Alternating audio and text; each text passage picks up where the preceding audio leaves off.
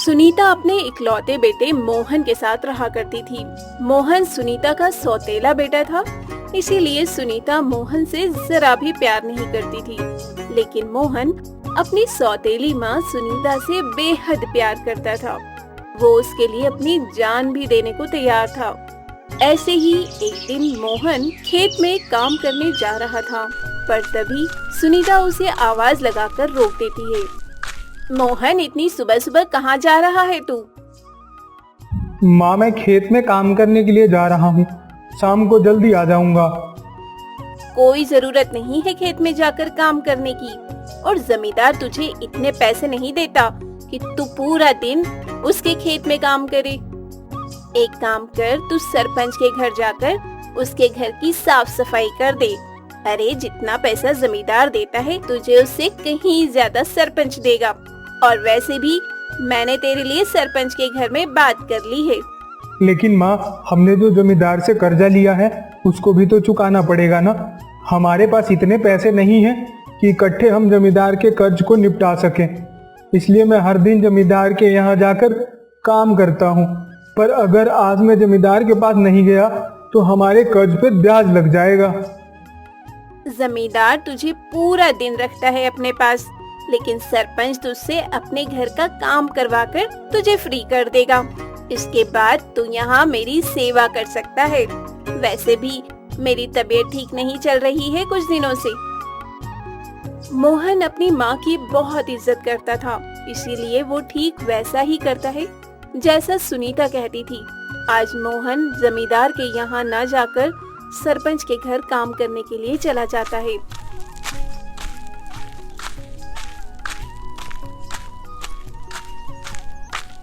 तू तो आ गया। आखिरकार तेरी सौतेली माँ ने तुझे मेरे पास भेज दिया। चल, मुझे क्या, जाकर घर का काम करना शुरू कर दे। जी सरपंच जी। और सुन, घर में जरा काम ध्यान से करना। मुझे ज्यादा शोर शराबे की आदत नहीं है, इसलिए अगर गलती से भी शोर आया तो समझना तेरी तनख्वाह में से पैसे कट जाएंगे। मोहन सरपंच की बात सुनकर अपना सर हिलाकर वहाँ से चला जाता है और पूरे घर का काम करके कुछ ही घंटे में फ्री हो जाता है। इसके बाद मोहन सरपंच से इजाजत लेकर अपने घर जाता है।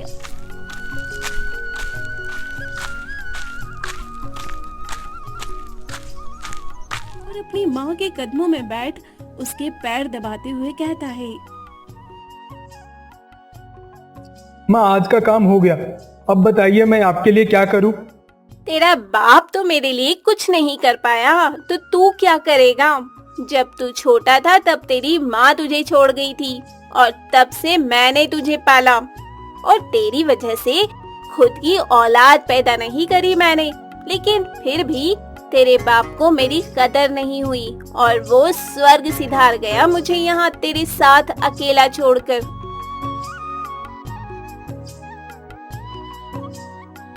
अब यहाँ बैठे बैठे क्या कर रहा है?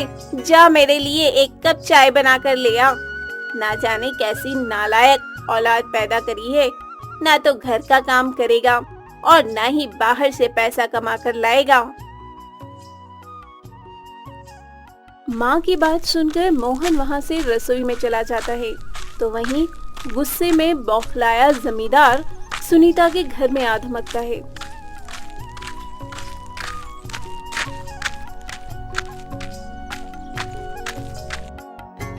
सुनीता बहन, लगता है तुम अपने कर्ज को भूल गई हो, तभी मोहन को मेरे यहाँ काम करने नहीं भेजा तुमने। जमींदार जी, ये आप कैसी बातें कर रहे हैं? भला मैं कौन होती हूँ आपके खिलाफ जाने वाली? अरे, मैं तो मोहन को कहा ही था कि तू जमींदार के घर चले जा, लेकिन मोहन है कि कहता है कि माँ, आज जमींदार के यहाँ जाने का मन नहीं कर रहा। बताओ, वो छोटा बच्चा तो है नहीं जो मैं उसे जबरदस्ती आपके यहाँ भेज दूं। अगर ऐसी बात है तो कहाँ है मोहन? बुलाओ उसे बाहर, मैं भी देखूं कि वह मेरे यहाँ काम करने कैसे नहीं जाता। जमींदार गुस्से में सुनीता से बाहर बात कर रहा था कि तभी वहाँ मोहन अपने हाथों में चाय लिए आता है। मोहन को आराम से अपनी माँ के लिए चाय लाता देख जमींदार उसके पास आता है और उसके कान पर एक तमाचा जड़ते हुए कहता है, भूल गया वह दिन जब तुम लोग मेरी चौखट पर भीख मांगने के लिए आए थे। अरे आज जब गर्ज उतर आया तो तू मेरे यहाँ काम करने से मना कर रहा है। भूल मत, तेरे सर पर अभी भी मेरा कर्जा है। अगर तूने मेरे खेत में काम नहीं किया या एक भी दिन छुट्टी करी तो याद रखना, मैं तुम्हें तुम्हारे घर से दफा करने में कोई कमी नहीं छोड़ूंगा। जिसे देख मोहन समझ जाता है कि जमींदार को शांत न करने वाली कोई और नहीं बल्कि उसकी खुद की सौतेली माँ है। लेकिन वो सब जानते हुए भी मोहन अपनी माँ से एक शिकायत नहीं करता और बात संभालते हुए कहता है, माफ कीजिए जमींदार जी, गलती हो गई। आगे से ध्यान रखूंगा। आगे से मैं कभी छुट्टी नहीं करूंगा। मोहन को इतना बोलकर जमींदार वहां से चला जाता है। इसके बाद अब वो सुबह सरपंच के घर जाता है और जल्द ही काम खत्म करके वो जमींदार के खेत में खेती करने के लिए चला जाता है। समय गुजरता है और गुजरते समय के साथ मोहन की शादी सीता नाम की एक लड़की से हो जाती है। सीता का जैसा नाम था वैसा ही उसका स्वभाव भी था। सीता बहुत ही सरल और सीधी लड़की थी। उसके आने के बाद मोहन अपनी माँ के कामों से फ्री हो जाता है। ऐसे ही एक दिन मोहन सरपंच के घर जल्दी निकल जाता है तो वहीं सीता भी सुबह उठकर अपने घर के काम करने लगती है। पर तभी सुनीता सीता को कोसते हुए कहती है, अरे ओ करमजली, तुझे इन झाड़ू पोछा से फुर्सत मिलेगी या नहीं? अगर नहीं मिलेगी तो मुझे बता, तो मैं खुद चाय बना लूंगी। माँ जी बस हो गया, ये आखिरी बर्तन रह रहा है, उसके बाद मैं आपके ही पास आ रही हूँ। इस तरह सीता घर के सारे बर्तन धोकर अपनी सास के पास जाती है और उसके पैरों को दबाने लगती है। पर तभी सुनीता उसको धक्का देकर कहती है, तेरे हाथों में जान नहीं है क्या? अरे लकवा मार गया है तुझे, जो इतने धीरे धीरे हाथ पैर दबा रही है। ऐसा लग रहा है कि तू मेरे हाथ पैर दबा नहीं बल्कि सहला रही है। एक काम कर, मेरे हाथ पैर दबाने की तुझे जरूरत नहीं, मैं खुद ही अपने पैरों की मालिश कर लूंगी। पर अभी तू जा यहाँ से और जाकर मेरे लिए कुछ बना कर ले आ। अपनी सास की बात सुनकर सीता वहाँ से चाय बनाने चली जाती है और चाय बनाते हुए वो खुद से कहती है, मैं और मोहन माँ जी की इतनी सेवा करते हैं पर फिर भी माँ जी हमसे खुशी नहीं होती। न जाने कब माँ जी हमसे सही तरीके से बात करेंगी। सुनीता जिस तरह मोहन के ऊपर अत्याचार करती थी, ठीक वैसे ही वो अपनी बहू सीता के ऊपर भी अत्याचार करती थी। लेकिन सीता अपनी सास का जरा भी विरोध नहीं करती और चुपचाप उसके जुल्मों को सहती रहती। समय गुजरता है और गुजरते समय के साथ सुनीता का अत्याचार मोहन और सीता पर बढ़ता ही जा रहा था। देखते ही देखते सीता अब गर्भवती होती है और गर्भवती होने के बाद भी सीता घर का सारा काम करती है। पूरे दिन की थकान के बाद भी जब मोहन घर आता तो सीता उसे खुशी से बात करती है। ऐसे ही एक दिन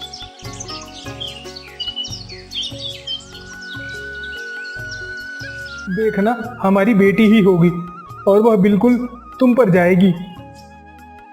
और अगर बेटा हुआ तो? अगर बेटा हुआ तो मुझ पर जाएगा। जो भी होगा तो हमारे ही घर का। दोनों मियाँ बीवी आपस में बात कर रहे थे, लेकिन दरवाजे पर खड़ी ये सब सुनीता देख रही थी। जिसके बाद वो गुस्से में अपने कमरे में जाती है और अपना हाथ दीवार पर पटकते हुए कहती है, हाँ, बड़े आए बच्चों की खुशी मनाने वाले। इस घर में तो खुशियाँ तब मनेगी ना जब मैं इन्हें मनाने दूंगी। आज तक मुझे माँ बनने का सुख प्राप्त नहीं हुआ तो मैं इस घर के कुल को आगे बढ़ाने भी नहीं दूंगी। इन्हें क्या लगता है कि मैं ये घर उनके नाम कर दूंगी? ऐसा बिल्कुल भी नहीं होगा।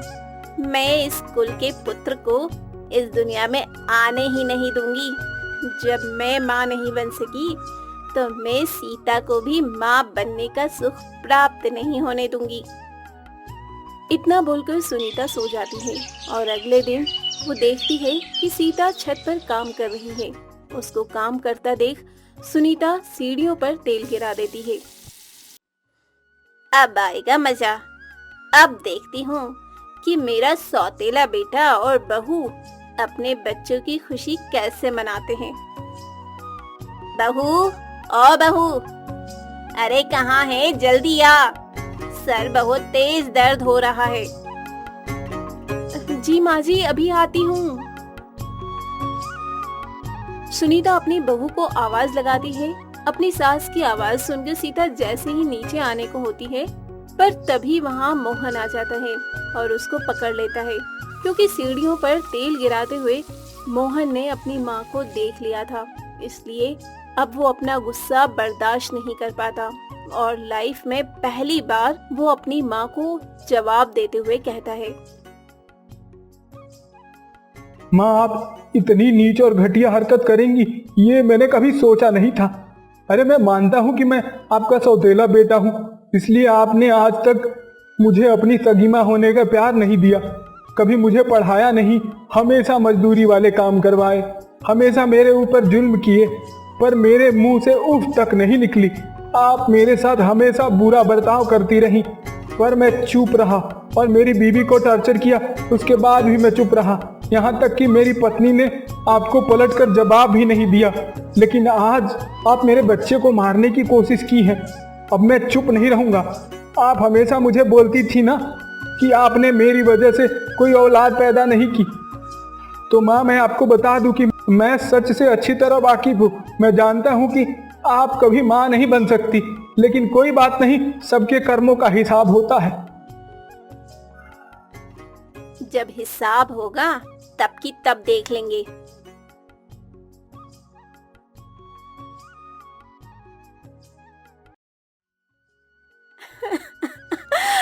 पर माँ जी, मैं आपसे जानना चाहती हूँ कि आपने मेरे साथ ऐसा क्यों किया?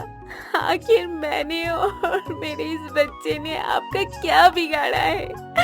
अरे इस मासूम बच्चे ने तो अभी तक जन्म भी नहीं लिया। माँ आपको मुझसे, मेरी बीबी से और मेरे होने से बच्चे से बहुत परेशानी है ना।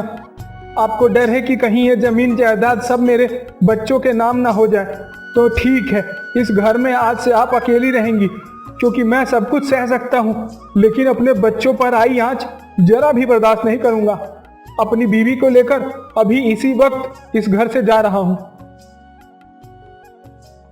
अरे तो जाना, मैं भी देखती हूँ कब तक तू अकेले अपनी इस गर्भवती पत्नी को लेकर रहेगा। सुनीता की बात सुनकर मोहन अपनी पत्नी के साथ अपना घर छोड़ देता है और कहीं और रहने लगता है। समय बीतता है और बीतते समय के साथ सीता घर में ही चिमटियां बनाने का बिजनेस शुरू कर देती है। गर्भवती होने के बाद भी सीता चिमटियां बनाकर अपने घर का भरण पोषण कर रही थी। ये देख मोहन अपनी पत्नी के पास आता है और उसके माथे को चूमते हुए कहता है, तुम कितनी अच्छी हो सीता, मैं बहुत खुशकिस्मत हूँ जो तुम मुझे मिली। जी, भाग्यशाली तो मैं हूँ जिसे आप जैसा पति मिला। आपने आज तक मुझे नाजों से रखा है। सच में सीता, तुम बहुत अच्छी हो। माँ ने तुम्हारे साथ ना जाने क्या क्या किया, इसके बाद भी तुम मेरे साथ हो। तुमने मेरा साथ नहीं छोड़ा। देखो ना, आज भी तुम गर्भवती होने के बाद भी घर में चिमटियां बनाने का काम कर रही हो। हाँ तो मोहन जी, आप भी तो बाहर काम ढूंढ ही रहे हैं ना। जिस दिन आपको काम मिल जाएगा उस दिन आप भी तो काम करने लगेंगे ना। सीता की बात सुनकर मोहन को एक नई उमंग दिखाई देती है, जिसके बाद मोहन जल्द ही काम ढूंढ लेता है और मेहनत मजदूरी करके अपना घर चलाने का काम शुरू कर देता है। समय बीतता है और देखते ही देखते पूरे 6 महीने गुजर जाते हैं। सीता का भी आखिरी महीना चल रहा था, तो वहीं सुनीता भी अपने घर में अकेली हो चुकी थी। उसे अकेले ही अपने घर में काम करने पड़ते। ऐसे ही एक दिन सुनीता छत पर काम कर रही थी। तभी वहाँ जमींदार एक बार फिर आता है और सुनीता बहन, अरे ओ सुनीता बहन, किधर हो तुम? पिछले 6 महीने से तुम्हारा बेटा मेरे यहाँ काम करने नहीं आया और ना ही तुम्हारे घर से 1 रुपया आया है। आज मैं तुम्हारे इस घर को लेने के लिए आया हूँ। जमींदार की आवाज सुनकर सुनीता छत से नीचे आ रही थी। तभी उसका पैर सीढ़ियों पर फिसल जाता है और वो सीढ़ियों से गिरती हुई नीचे आ जाती है। गिरने की वजह से उसके सर में काफी गहरी चोट लग जाती है। ये देख जमींदार घबराकर गांव वालों को इकट्ठा करता है। हे भगवान, सुनीता बहन के सर पर तो बहुत ज्यादा चोट लगी है। एक काम करते हैं, इनको जल्द से जल्द अस्पताल ले जाते हैं। ये तुम सही कह रहे हो, मैं इनको अस्पताल ले जाता हूँ और तुम इनके बेटे मोहन को खबर कर दो कि इनकी माँ सीढ़ियों से गिर गई है।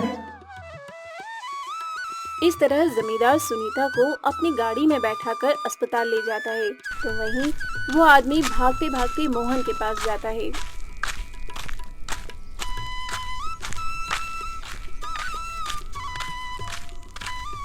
मोहन भैया, मोहन भैया, भैया वो क्या हुआ भाई? तुम इतने घबराए हुए क्यों हो? भैया आपकी माँ। क्या हुआ माँ को? माँ ठीक तो है ना? भैया अम्मा सीढ़ियों से गिर गई और उन्हें काफी चोट लग गई। जमींदार उन्हें अस्पताल ले गए हैं। आप जल्दी साथ चलिए। गांव के आदमी की बात सुनकर अब मोहन घर से निकलने ही वाला होता है कि तभी उसकी पत्नी को भी लेबर पेन शुरू हो जाता है। अपनी पत्नी को कष्ट में देख मोहन अपनी पत्नी को उसी अस्पताल में ले जाता है जहां उसकी मां एडमिट थी। पत्नी को एडमिट करवाने के बाद मोहन आईसीयू के बाहर जाता है जहां वो देखता है कि गांव के कुछ लोग और जमींदार ओटी के बाहर खड़े हैं। तभी डॉक्टर ओटी से बाहर आता है और पेशेंट के बेटे कौन है? जी जी, मैं इनका बेटा हूँ। देखिए, आपकी माँ को चोटें दिमाग पर लगी हैं।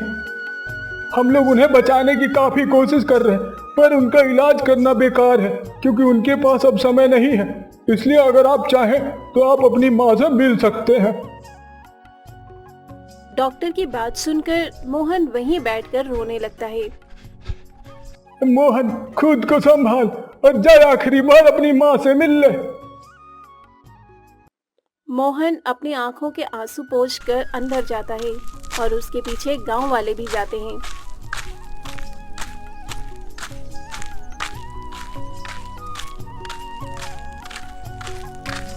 आप ठीक तो है ना? बेटे की आवाज सुनकर सुनीता अपनी आंखें खोलती है और रोते हुए उससे कहती है, मोहन बेटा, तू सही था। सभी के कर्मों का हिसाब उसे इसी जन्म में देना होता है। देखना, आज मुझे मेरे की सजा मिल गई है। मैंने जिस तरह तेरे साथ बर्ताव किया, शायद भगवान ने मुझे उसकी सजा दी है। लेकिन मैं अपने पोते को अपनी गोद में खिलाना चाहती हूँ। हाँ माँ, आप जरूर खिलाएंगी। बेटा, मैं जीना चाहती हूँ। मैं अपने